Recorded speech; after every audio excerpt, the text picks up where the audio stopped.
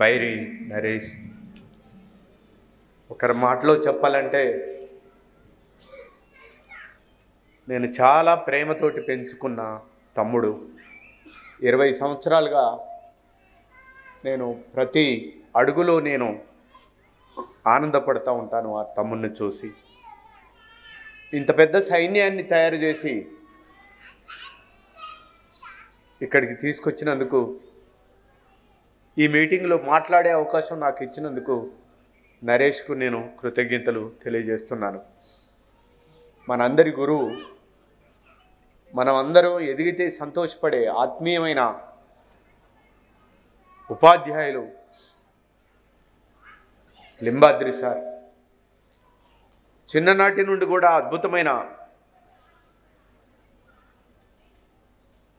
ప్రపంచానికి ఒక అద్భుతమైన సినిమాలు అందించిన సార్ మన తమ్మారెడ్డి భరద్వాజ్ గారు.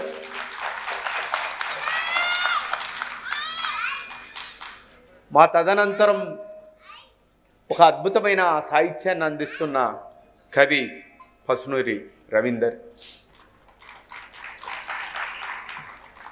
మైకేల్కు ప్రతిరూపకంగా ఓ బ్లాక్స్ నుంచి వచ్చిన మరో కవి శరత్. తదితర మిత్రులందరూ ఈ వేదిక మీద ఉన్నారు. ఈరోజు మనం చాలా క్లిష్ట పరిస్థితుల్లో ఉన్నాం. ఈ మొక్క నాటేటప్పుడు బైరి నరేష్కు తెలుసో తెలియదో కానీ ఈ మొక్క ఇంతగా ఎదగటానికి చాలా తప్పించాడు, చాలా కష్టపడ్డాడు. ఈ మొక్క పువ్వులు పూసే దశకొచ్చింది. కానీ ఈ మొక్కను చిదిమివేయాలని ప్రయత్నం తీవ్రంగా ఈరోజు జరుగుతుంది. ఇది ఇప్పుడే కాదు, చార్వాకుల నాడు చంపివేయాలని చూశారు, అయినా ఆగలేదు. ప్రశ్న ఉదయించింది. గౌతమ బుద్ధుడి మీద అనేక దాడులు జరిగాయి, చంపాలని ప్రయత్నం చేశారు, ఆయన చంపలేకపోయారు. ఆయన చేసిన ప్రధానమైన పని ఏంటంటే జ్ఞానాన్నే నమ్ముకున్నాడు. ప్రపంచ దేశాల్లోని విద్యార్థులకు మొత్తం కూడా ఆయన పాఠాలు చెప్పాడు. తద్వారా విజ్ఞానానికి ఒక అపురూపమైన ప్రపంచ సింబాలిక్గా గౌతమ బుద్ధుడు గుర్తుండిపోయాడు. తద్వారా ఇవాళ Singapore, Malaysia, Thailand, Germany, Japan, China ఎక్కడికి పోయినా కానీ ఈరోజు బౌద్ధం ఇంత విస్తృత స్థాయికి వచ్చి ఆ బౌద్ధ దేశాలు మొత్తం కూడా అభివృద్ధి చెందటానికి ప్రధానమైన కారణం భారతీయ సమాజంలో పుట్టిన గౌతమ బుద్ధుడే ప్రధానమైన వాడు.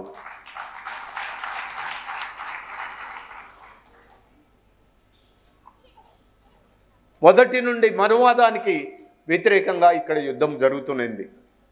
బౌద్ధానికి, బౌద్ధ వ్యతిరేకులకు జరిగిన యుద్ధమే భారతదేశ చరిత్ర, ఇంకో చరిత్ర లేదు. బౌద్ధాన్ని నాశనం చేయటానికి వచ్చిందే మనువాదం, విజ్ఞానాన్ని నాశనం చేయటానికి వచ్చిందే మనువాదం. విజ్ఞానాన్ని లేకుండా చేసి ఈ దేశాన్ని దేశంగా చూడకుండా చేసేదే మనువాదం. ఈ మనువాదానికి వ్యతిరేకంగా ఎవరు మాట్లాడినా కానీ వాళ్ళని నాశనం చేయటానికి ప్రయత్నం చేస్తున్నారు. బాబాసాహెబ్ అంబేద్కర్ అనేక కష్టాలు పడ్డాడు. మనకంటే ముందు చదువుకున్నారు వాళ్ళు, మనము మనకంటే ముందు చదివిన వాడు. వాళ్ళందరూ కూడా మనకంటే ఉన్నతమైన అక్షరాలు ముందు నేర్చుకున్నవాడు అక్షరాలకు రిప్రజెంటేటివ్గా ఉండవలసిన వాడు ఎలా ఉండాలి? అందరి క్షేమాన్ని కోరుకునేవాడు ఉండాలి. కానీ వాడేం చేశాడు? కులాన్ని తీసుకొచ్చి చెల్లా చెదురు చేసి పారేశాడు. మనకంటే ముందు చదివిన వాడు ఎలా ఉండాలి? విజ్ఞానాన్ని వెదజల్లేవాడుగా ఉండాలి, మతాన్ని ఆచరించేవాడుగా ఉండకూడదు. కానీ ఈ దేశంలో ఏమైంది? మతాన్ని తీసుకొచ్చి ప్రవేశపెట్టాడు. ఈ దేశాన్ని 100 పువ్వులతోటి వికసించాల్సిన దేశాన్ని మొత్తం కూడా చెల్లా చెదురు ఈరోజు చేస్తున్నాడు. బాబాసాహెబ్ అంబేద్కర్ ఎన్నో కష్టాలు పడి, ఎన్నో బాధలు పడి, ఎంతో అంటరానితనాన్ని ఎదుర్కొని బయటకు వచ్చి విశ్వమానవుడుగా అవతరించి ఈ దేశానికి అద్భుతమైన రాజ్యాంగాన్ని రాసే అవకాశం రాకముందు ఈ దేశంలో మనువాదం కొనసాగుతూ వచ్చింది. ఎంత దుర్మార్గం! కొన్ని వేల సంవత్సరాలు మన గుడిసెలు మొత్తం కూడా అంటరాని గుడిసెలుగానే ఈ రోజు వరకు కూడా ఉన్నాయి. నాకు చాలా విచిత్రం అనిపిస్తూ ఉంటుంది. ఈ మనువాదాన్ని ఎదుర్కోవటంలో మనం చాలా వైఫల్యం చెందుతున్నాం. ఇద్దరు దొంగలను జైల్లో వేస్తే ఆ ఇద్దరు దొంగలు కలిసి, అరే దొంగతనం చేయటం పొరపాటైందిరా, మనం సమాజంలోకి వెళ్ళాలి, బతకాలంటే ఈ జైలు గోడల్లో ఎక్కడో ఒక్కడ వీకున్న కాడ దీన్ని బద్దలు కొట్టాలి, మనం బయటికి రావాలి అని ఇద్దరు దొంగలు కూడా వాడు మనసు మార్చుకొని జైలు గోడలు బద్దలు కొట్టుకొని పనికి బయటకు వస్తాడు. కానీ ఈ దేశంలో మనువాదం దరిద్రం ఏంటంటే వాడు సృష్టించిన కులం వేల సంవత్సరాలైనా కానీ భారతదేశ ఊరవుతల్లే ఉంటున్నారు. కానీ వాళ్ళిద్దరూ కలిసి ఈ ఊళ్ళోకి వద్దాం, ఈ ఊరు వాడి అంతు చూద్దాం, ఈ కులాన్ని మతాన్ని పక్కన పెడదాం అనే ఆలోచనతోటి ఈ రోజు వరకు కూడా రాలేకపోతున్నారు. ఐక్యత లేకుండా ఉంటున్నారు.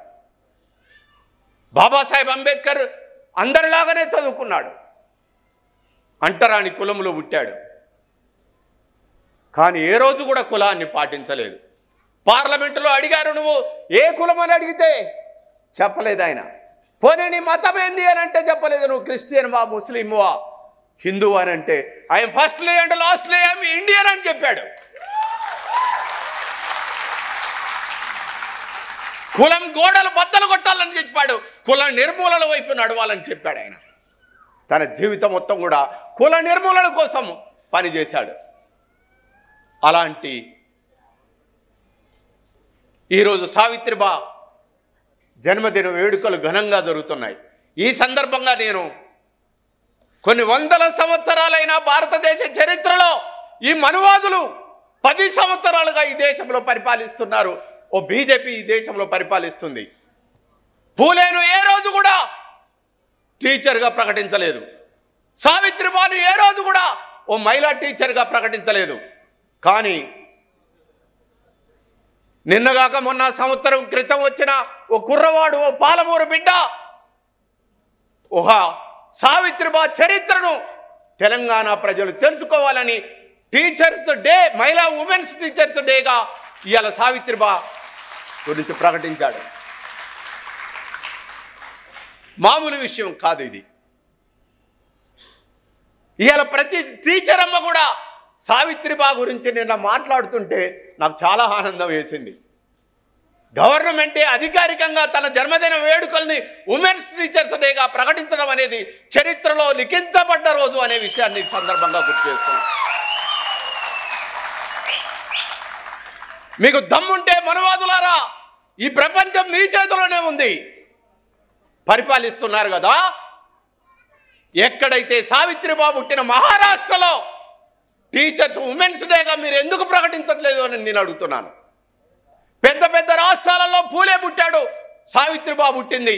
ఈ దేశంలో చదువుకు మూలకారకులు, అట్టడుగు వర్గాలకు అక్షరాలు అందించిన పూలే జన్మదిన వేడుకల్ని టీచర్స్ డేగా ఎందుకు జరపట్లేదు మీరు? మహిళలకు అధిక ప్రాధాన్యత ఇస్తామని చెప్పబడుతున్న మీరు మరి సావిత్రిబా పూలే జయంతిని మీరు ఏలుతున్న రాష్ట్రాలలో ఎందుకు ప్రవేశపెట్టట్లేదు? అంటే కాదు ఇది. వాడు అంటాడు అంబేద్కర్ అంటే వాడికి పూనకం వస్తుంది. వాడు కులాన్ని కోరుకుంటున్నాడు, మనం కులరహిత సమాజం కోరుకుంటున్నాం. వాడు మతాన్ని కోరుకుంటున్నాడు, మనం మతరహిత సమాజాన్ని కోరుకుంటున్నాం. భారతదేశం నా మాతృభూమి, భారతీయులందరూ నా సహోదరులు అని ప్రతిజ్ఞ చేసి వచ్చిన వాళ్ళం మనం అందరం కూడా. అది వాడికి సహించట్లేదు. మీ సైన్యాన్ని చూస్తే, మీ బ్లాక్ డైమండ్స్ను చూస్తే ఈరోజు మనువాదులు కూర్చోబడుతుంది. తెల్ల ప్యాంటు, నల్ల కోటు వేసుకొని ప్రపంచంలో ఎవడు చదవనంత చదువు చదివి మహానుభావుడు, ఆయన నిలబడటానికి ఆకాశం సరిపోదు, ఆయన నిలవడానికి భూమి సరిపోదు. విశ్వమానవుడుగా అవతరించిన బాబాసాహెబ్ అంబేద్కర్ పేరు చెప్తే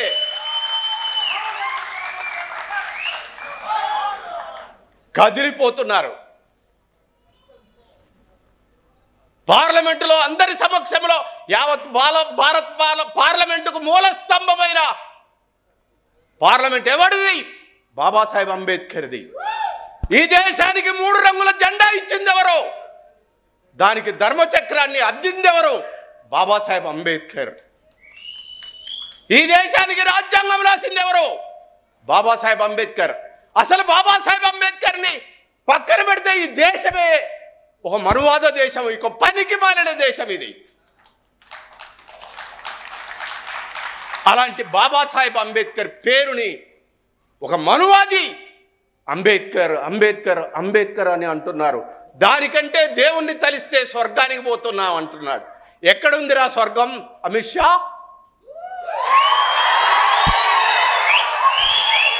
ఇన్ని సంవత్సరాలుగా మీరు మతాన్ని కులాన్ని అడ్డం పెట్టుకొని బతుకుతున్నారా? ఏ రోజైనా నీ అయ్య గాని, నీ తాత గాని, నీ ముత్తాత గాని ఎవడైనా స్వర్గం నుంచి వచ్చి చెప్పాడా స్వర్గంలో ఇలా ఉంటది అని? పార్లమెంటులో నువ్వు రుజువు చెప్పగలవా స్వర్గం ఎక్కడ ఉంటుందో అని? పనికి మాలిన చదువురాని శాస్త్రం తెలియని వాళ్లకు రంభ ఉంటుందని, మేనక ఉంటుందని ఎన్ని ఆశలు చూపెట్టారా మీరు మాకు?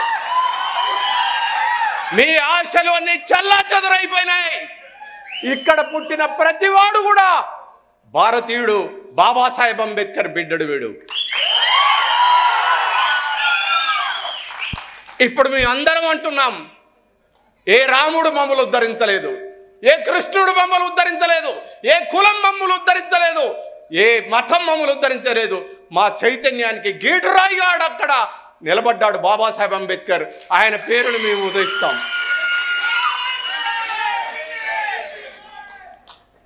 అందుకనే నేను చాలాసార్లు చెప్తా ఉంటాను, నువ్వెవరు అనంటే నా సిరలు మార్క్సిజం, హేతువాది మార్క్స్.